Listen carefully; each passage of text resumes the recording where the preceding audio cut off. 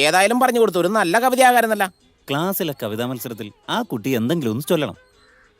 പിള്ളേർക്ക് പാടാൻ പറ്റുന്ന വിധത്തിൽ സിമ്പിളായിട്ട് അർത്ഥമൊന്നുമില്ലാതെ 4 വരി പറഞ്ഞു കൊടുത്തു. അതിനെന്താ ഇപ്പോ?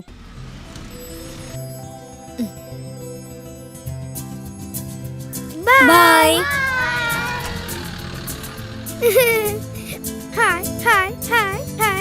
എന്താ മോളെ ഇന്ന് ലേറ്റ്? ഇതൊക്കെ എന്താ? എന്റെ ബാഗ് പിടി. എന്താ രേണു? നമസ്കാരം. ഇത് പിടി.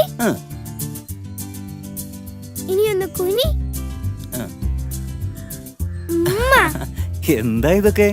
സക്സസ്. നിന്റെ കവിത ഞാൻ ചൊല്ലി എനിക്ക് സമ്മാനമായിട്ട് വീണയും കിട്ടിയടാ. മത്സരത്തിൽ മോള് മാത്രമേ പങ്കെടുത്തുള്ളൂ. നിന്റെ കവിത ഞാൻ ചൊല്ലിക്കഴിഞ്ഞപ്പം ഓഡിറ്റോറിയത്തിൽ എന്ത് കയ്യടിയായിരുന്നു. Silent silent silent. നീയും ഞാനും ഒന്ന് എന്ന വരികളിൽ ഇവൾ ദേശീയ ഐക്യത്തെ പറ്റിയാണ് പറയുന്നത്. ഇത് ഗാന്ധി പിറന്ന മണ്ണ് എന്ന് പറഞ്ഞ് ഈ മണ്ണിനെ മഹിമപ്പെടുത്തിയിരിക്കുകയാണ് ഇവള്.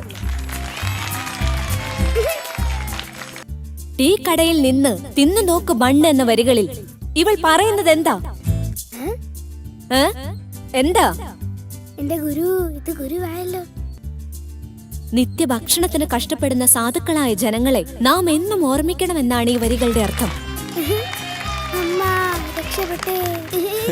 എന്തായാലും കവിത എഴുതി എനിക്ക് പട്ടം കിട്ടിയ സ്ഥിതിക്ക് മലയാളത്തിൽ ഞാനൊരു കവിത എഴുതി അത് നിന്റെ കല്യാണത്തിന്റെ അന്ന് സമ്മാനമായിട്ട് ഞാൻ തരും. അതുപോലെ അങ്ങനെ ആവട്ടെ മാഡം.